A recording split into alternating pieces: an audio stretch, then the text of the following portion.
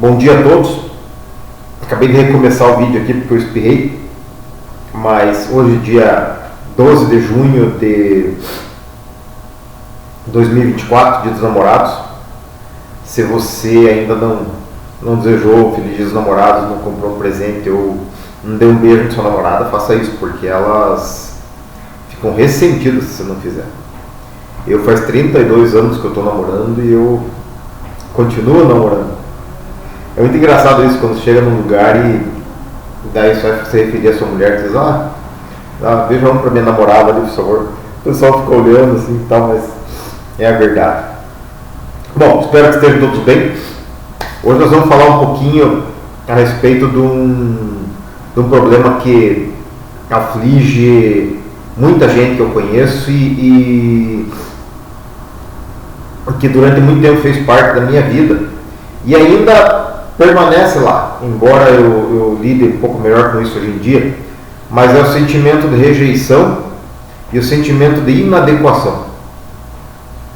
E eu nunca entendi o porquê que eu, por exemplo, como compartilhei já aqui, sempre tinha que tomar certas atitudes, assim, muitas vezes prejudiciais para mim mesmo, para ser aceito nos grupos, buscando um modelo, buscando uma forma de ser aceito nos grupos, né?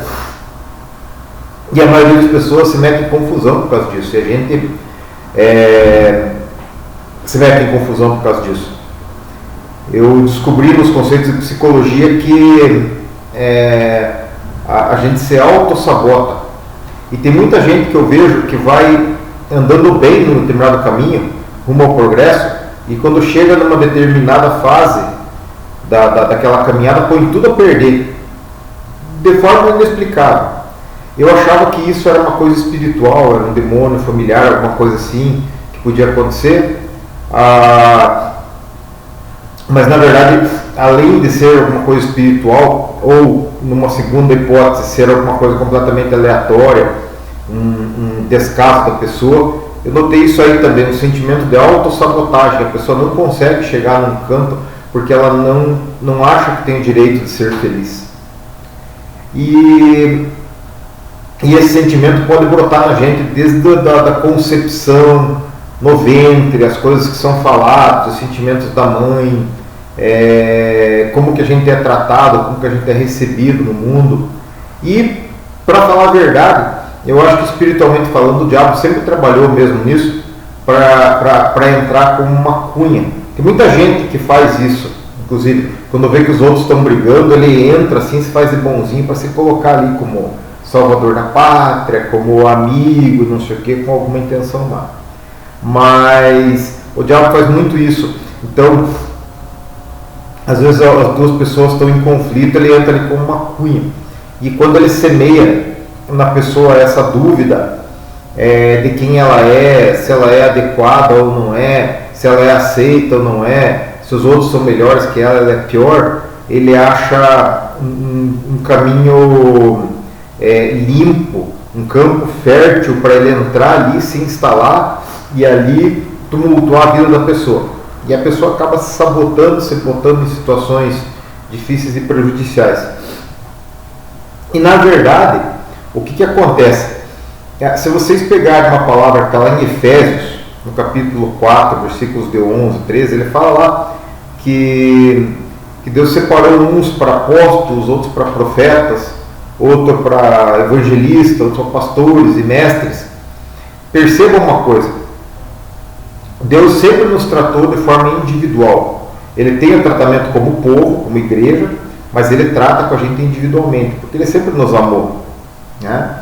Então Ele escolheu pessoas diferentes, mesmo no discipulado de Jesus. Vocês pegam os 12 lá, eram pessoas completamente diferentes. Pega João, por exemplo, João se refere a si mesmo como o discípulo a quem Jesus amava. O cara, né? Se achava o cara, né? Pedro, volta e meia espanava, falava que não devia e tal. Muito parecido, aliás, com esse que vos falo, assim.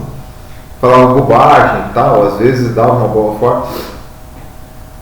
E todos eles tinham uma característica assim, e eram bem diferentes, porque todos eram úteis e todos eram amados, né?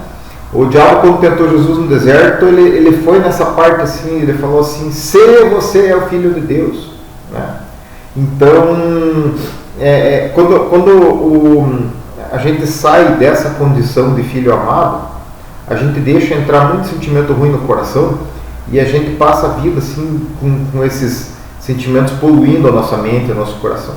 Agora percebam uma palavra que está lá no Salmo 139, no versículo 13. Davi era um cara que foi muito ofendido, assim, sofreu muito, foi muito rejeitado, né, até chegar a ser rei. E se vocês pegarem, isso trouxe problema para ele até o fim da vida, né?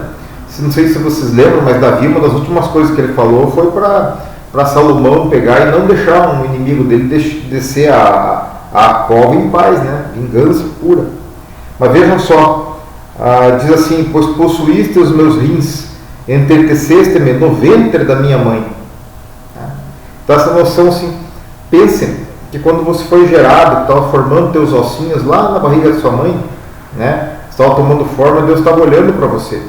Você não foi assim fruto do acaso, né? Deus estava olhando, observando cada pedacinho teu que foi formado lá. E Deus admirou isso e planejou isso para a sua vida. Tanto que a gente não é igual, né? A gente é diferente. Uma outra palavra assim interessante que eu gosto de falar é que Deus, quando Ele mandou construir altares, Ele mandou construir altares de pedras brutas, não lavradas, né? E Ele se referia a nós somos diferentes, nós somos como pedras brutas, né? Quando o pessoal foi construir a Torre de Babel, diz na Bíblia que eles trocaram as pedras por tijolos, né? E betume por argamassa, uma coisa assim, e o negócio foi o inverso, e o negócio foi crescendo e deu problema. Então, o que isso quer dizer? Isso quer dizer que da parte de Deus, Ele te ama como você é. Ele não fica te comparando com o outro lá, Ele tem um plano para você. Quando Ele diz assim, não minta, Ele não está dizendo para você, não minta, ó o teu irmão lá e tal, que é sincero e tal, né? Ele não fica falando isso, Ele diz para você, você não minta, Marco, você não minta, Marco, você não mate, né? Ele nos trata individualmente, porque nos ama muito, né?